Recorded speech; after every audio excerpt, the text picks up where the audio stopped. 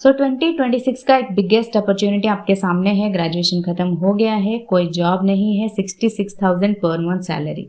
Freshers any graduate apply कर सकते हैं। सिंगल एग्जाम होगा, कोई नेगेटिव मार्किंग नहीं है। इससे ज़्यादा और क्या चाहिए, और इससे ज़्यादा बड़ा अपॉर्चुनिटी क्या ही होगा।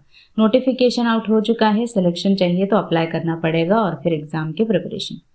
उससे पहले hi and very good afternoon to all of you जो मुझे जानते हैं और जो मुझे नहीं जानते हैं। मैं क्वांट एंड रीजनिंग के फैकल्टी वेलकम करती हूँ आप सभी का आज के इस इंपॉर्टेंट सेशन में। सबसे पहले प्रीवियस ईयर पेपर, अगर आप चाहते हैं मैं इसकी प्रीवियस ईयर पेपर सॉल्व करा दूं तो कमेंट सेक्शन में PYP कमेंट कर दीजिए। इससे पहले मैंने कई सारे बैंक एग्जाम्स के प्रीवियस ईयर पेपर सॉल्व कराया है। अगर आप चाहते हैं इसका भी सॉल्व करा दूं तो PYP कमेंट कर दीजिए। ज़्यादा से ज़्यादा शेयर कीजिए। सेशन पसंद आए तो लाइक कीजिए। चैनल पे नए हो तो अभी सब्सक्राइब कीजिए। इसके अलावा age, vacancies, qualification, exam pattern, salary, last year cut off, salary तो हम डिस्कस कर चुके हैं, last year cut off, exam date तो मेंशन नहीं किया गया है नोटिफिकेशन में, बट फिर भी एक्सपेक्टेड एग्जाम डेट में बता दूंगी, ठीक है। सबसे पहले वैकेंसीज 15 वैकेंसीज हैं इस बार, लास्ट ईयर 16 थे, इस बार 15 है।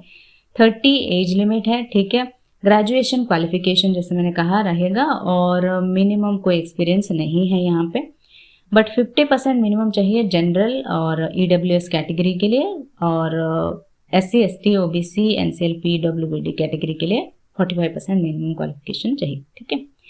उसके बाद सिलेक्शन प्रोसेस, रिटन टेस्ट में 125 क्वेश्चंस का ऑब्जेक्टिव एग्जाम होगा। ड्यूरेशन 2.5 आवर्स का रहेगा। 125 मार्क्स में से आपको 50% मिनिमम चाहिए जनरल EWS कैटेगरी के लिए, 45% मिनिमम इन्होंने रखा हुआ है SC ST OBC NCL PWBD category के लिए, ठीक है। उसके बाद आपका एग्जाम के बाद, इसका ये मतलब नहीं है कि 50% रख लिया तो आप सिलेक्ट हो जाओगे। 50% मिनिमम कैटेगरी है। कट ऑफ 80-70 इतना जाता है, बाद में हम डिस्कस करेंगे। जब डिस्कस करेंगे तब मैं बता दूंगी कितना आपका टारगेट होना चाहिए। उसके बाद आप एग्जाम क्लियर करोगे तो डायरेक्ट डॉक्यूमेंट वेरिफिकेशन होगा। रिटन टेस्ट 100% वेटेज रहता है, ठीक है। जैसे मिनिमम 50% पहले हमने डिस्कस किया है जनरल के लिए, 45% SC ST OBC के लिए, ठीक है। उसके बाद आपका अपॉइंटमेंट होगा, एक मेडिकल टेस्ट होगा, उसके बाद अपॉइंटमेंट होगा, ठीक है। इसके अलावा एज रिलैक्सेशन मिलता है SC ST के लिए 5 साल, OBC के लिए 3 साल, बाकी यहाँ पे आप चेक कर सकते हो, ठीक है। उसके बाद आपका appointment period, probation period 1 year का रहता है, ठीक है। उसके बाद बेसिक पे सैलरी की बात करें तो यहाँ पे 20,000 to 66,000 जैसे हमने पहले डिस्कस किया है, ठीक है। पोस्ट असिस्टेंट HR का है, और बाकी यहाँ पे बाकी सारे यहाँ पे आपको लीव आज पर लीव रूल्स, यहाँ पे बाकी HRA लीज अकोमोडेशन ये सब भी मिलता है, ठीक है। बाकी यहाँ पे फीस की बात करें तो जनरल OBC कैंडिडेट्स के लिए 300, EWS SC ST PWD candidates के लिए 100, ठीक है। और सेंटर ऑफ एग्जामिनेशन भी यहाँ पे दे दिया गया है। दिल्ली, गुड़गांव, कोलकाता, बैंगलोर, मुंबई, हैदराबाद, गुवाहाटी, लखनऊ, भुवनेश्वर, चेन्नई, भिलाई, अहमदाबाद, रांची, पाटना, ठीक है, ये सब त्रिवेंद्रम, ठीक है। उसके बाद सिलेबस भी यहाँ पे इन्होंने पर्टिकुलर मेंशन किया हुआ है, तो ज़्यादा आपके लिए दिक्कत की बात नहीं है। आप टॉपिक वाइज भी यहाँ पे अपना प्रिपरेशन कर सकते हो कि एक एक टॉपिक कर लिया, इसको आप स्क्रीनशॉट लेके रख सकते हो, या फिर आप PDF डायरेक्टली डाउनलोड करके वहाँ से आप स्क्रीनशॉट ले लो, या फिर एक कॉपी में नोट कर लो एक एक करके। जो अगर आप फ्रेशर हो या फिर पहले से आपने कोई बैंक एग्जाम्स की प्रिपरेशन कर रखी है तो ये सारे हो चुके होंगे आपके, आप मतलब बेसिक आपने क्लियर कर लिया होगा, तो एक एक करके बस आपको टेस्ट देना है, ठीक है। अदरवाइज अगर आप फ्रेशर हो तो एक एक करके चैप्टर्स कंप्लीट करते जाओ, फिर उसके बाद उस पर टिक करते जाओ कि ये हो गया मेरा, ये हो गया करके, ऐसे करके, ठीक है। एक एक करके हम डिस्कस करते हैं। यहाँ पे इंग्लिश का 40 क्वेश्चंस अराउंड रहते हैं, ठीक है। Subject cloze test, reading comprehension, spotting error, sentence improvement, sentence correction, इन सब के मैंने वीडियोस भी प्रोवाइड किया हुआ है, प्लेलिस्ट होगा, वहाँ से जाकर आप देख सकते हो। इसके अलावा इनके ट्रिक्स मैंने बताए हैं वीडियो में। इसके अलावा मैंने PDF भी प्रोवाइड किया हुआ है, जिस एक प्री के लिए PDF अवेलेबल है, प्री और मेंस दोनों के लिए, और एक मेंस के लिए अलग से PDF अवेलेबल है। जैसे मेंस एग्जाम का सिलेबस रहता है ना, प्री और मेंस प्री से ऊपर रहेगा, मेंस से थोड़ा कम रहेगा, इस तरह का लेवल रहेगा ये, ठीक है। तो उस PDF से भी आप प्रैक्टिस करना चाहो तो कर सकते हो। इसके अलावा क्वांट और रीजनिंग के भी मैंने पीडीएफ प्रोवाइड किया हुआ है, जैसे यहाँ पे डेटा एनालिसिस इंटरप्रिटेशन गिवन है, 40 क्वेश्चंस रहते हैं, number series, data interpretation, simplification, approximation अभी अभी हमने क्लासेस कराया हुआ है, ख़त्म हो गए हैं। Simplification, quadratic equation, data sufficiency, average, profit and loss, ये सब अभी ख़त्म हुए हैं, ठीक है। टाइम एंड वर्क ये सब मैंने कराया है, नहीं देखा है तो प्लेलिस्ट में जाके देख सकते हो। सिंपल इंटरेस्ट, कंपाउंड इंटरेस्ट, ये सब मैंने कराया है। कुछ 1-2 चैप्टर्स बचे हैं, उनको भी मैं करा दूंगी। फिर उसके बाद mains level DI, reasoning, mains level puzzles, ये सब हम करेंगे, ठीक है।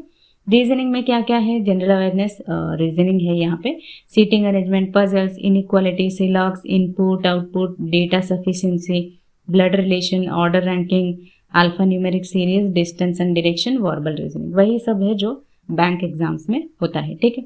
तो सब मैंने कराया हुआ है। अगर आप प्रीवियस ईयर पेपर्स देखोगे बैंक एग्जाम्स का, उसमें मैंने कराया हुआ है। पजल्स आप देखोगे तो मेंस लेवल पजल्स आप देख सकते हो, उसके लिए mains level puzzles 130 plus I think मैंने पजल्स कराया हुआ है मेंस के, उसके प्रैक्टिस कर सकते हो, ठीक है। डेली 1 करोगे या डेली 2-3 करोगे तो वो भी ज़्यादा आपके लिए बेनिफिशियल होगा, ठीक है। डेट्स की बात करें तो 19 को आया था, 27 तक 19 से अप्लाई करना है, 27 तक अप्रैल तक है, ठीक है, लास्ट डेट। उसके बाद एग्ज़ाम की बात करें तो अभी अप्रैल में आया है, सॉरी 27 अप्रैल तक लास्ट डेट है, तो इसका मई लास्ट या जून तक एग्ज़ाम होगा, ठीक है। क्योंकि मैं लास्ट ईयर की बात करूं तो अगस्त में नोटिफिकेशन आया था, 2023 की बात कर रही हूँ मैं, नोटिफिकेशन आया था अगस्त में और एग्ज़ाम हुआ था अक्टूबर 15 को, ठीक है। लास्ट ईयर की बात करूँ, 2023 की बात कर रही हूँ, तो अगस्त, सितंबर, अक्टूबर 1 महीने का ही गैप था। तो अभी अप्रैल में हुआ है तो जून में एग्ज़ाम हाईली एक्सपेक्टेड है इसका, ठीक है। 2023 अब लास्ट ईयर कट ऑफ की बात करें तो 16 वैकेंसीज, जैसे मैंने पहले कहा, इस बार 15 है, तो लास्ट 16 वैकेंसीज थे सिंगल एग्जाम में। कट ऑफ क्या रहता है, जैसे आपको मिनिमम 50% मेंशन कर दिया गया है, तो 125 मार्क्स के लिए मिनिमम 50% करोगे तो कितना होगा, 62.5। तो आपको लगता है कि आप 62.5, 63 रखोगे तो क्लियर कर लोगे? नहीं, आप जितने ज़्यादा स्कोर करोगे उतने ही ज़्यादा आपके सिलेक्शन के चांसेस है। जो ज़्यादा लास्ट ईयर की मैं बात करूँ, सबसे ज़्यादा जिन्होंने स्कोर करी थी वो 93 था, ठीक है, जिन्होंने स्कोर करी थी। तो 80 to 93 के रेंज में मैक्सिमम स्टूडेंट्स थे। तो इस रेंज में अगर आप रखते हो तो अब की बार ये होगा, क्योंकि ये 3 साल पहले की बात है, अब की बार यही होगा, यही कट ऑफ रहेगा या लेवल ऑफ पेपर यही रहेगा, ऐसे आप एनालाइज नहीं कर सकते हो सकता है अब की बार पेपर थोड़ा डिफिकल्ट हो जाए, इससे थोड़ा कम मार्क्स भी हो सकता है कट ऑफ, या इससे थोड़ा हाई भी मार्क्स कट ऑफ हो सकता है, depending upon level of paper, कितने अच्छे से पेपर दे रहे हैं स्टूडेंट्स, उस पर भी डिपेंड करता है। अगर ज़्यादातर स्टूडेंट्स 90 to 100 इस रेंज में स्कोर कर रहे हैं तो डेफिनेटली जिन्होंने 105, 110 रखा होगा वो ज़्यादा सिलेक्शन के चांसेस उनके बनते हैं, राइट। सो प्रैक्टिस करना ज़्यादा से ज़्यादा, जैसे रीजनिंग के यहाँ पे आपको मेंशन कर दिया गया है, जैसे मैंने कहा है एक एक टॉपिक।